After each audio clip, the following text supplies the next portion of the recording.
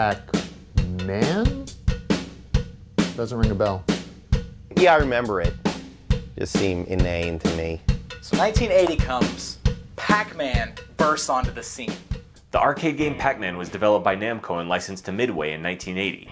It came out at a time when the most popular games were space shooters and of course more Pong clones. But then Pac-Man comes along and essentially creates a whole new genre. It was the first game with a cutscene, the first game with power-ups.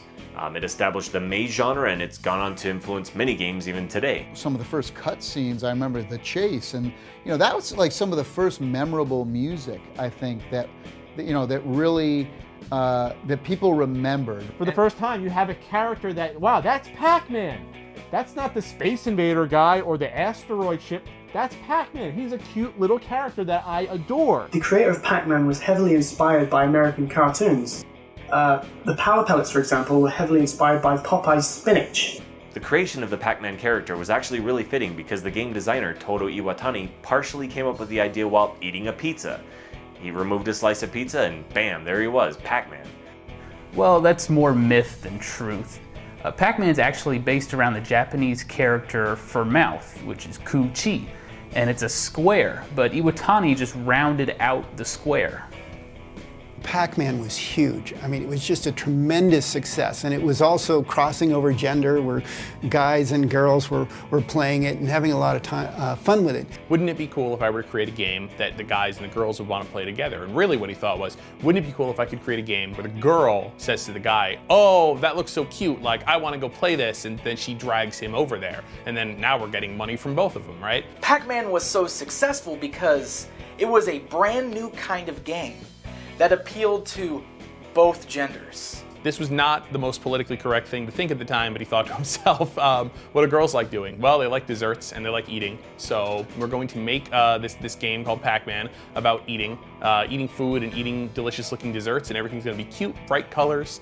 Pac-Man comes from the term paku paku, which is, I guess, onomatopoeia for opening one's mouth and closing one's mouth in Japanese. That initial name was changed into Puck-Man because, it's kind of like a puck with a mouth.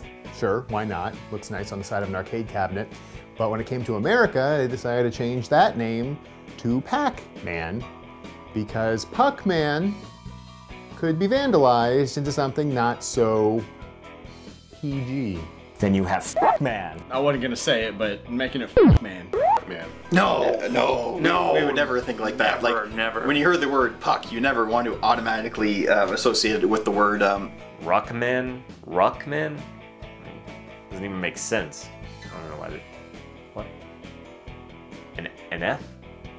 Not just your character, but your enemies had personalities. Blinky, Inky, Pinky, and Clyde. They all reacted differently. They had their own AI. That was the key to being good at the game. Once you go past 256 levels, the game breaks. You cannot play anymore. It's kill screen. It goes half berserko, where you can't play it anymore. It's essentially the kill screen, but it's not really the kill screen, it's just a big glitch. Therefore, it is possible to play a perfect game of Pac-Man, where you can get the maximum number of points. And people have done that. Yeah, Billy Mitchell at FunSpot did the very first and only perfect Pac-Man game, which is every power pellet, every energizer, every pellet, every ghost that turns blue, every point you can get, every special item. How is that possible? But the guy did it. Pac-Man was so huge and popular for the first time ever. You had video game merchandising on a grand scale. In the 80s, Pac-Man was everywhere. He was on t-shirts, cereal boxes, mugs, glasses. There was even a Pac-Man video game.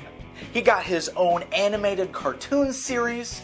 He even got a top 10 music single. Pac-Man fever. Oh, Pac-Man fever. I got Pac-Man fever. Pac-Man fever. I'm going out of my mind. Going out of my mind. I got Pac-Man fever. Pac-Man fever. I'm going out of my mind. Going out of my mind.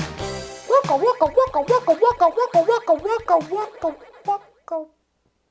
Pac-Man was considered the very first video game mascot, if you will. This is before Mario, before Donkey Kong, before Sonic, before Duke Nukem. I mean, you had Pac-Man in the early Duke Nukem.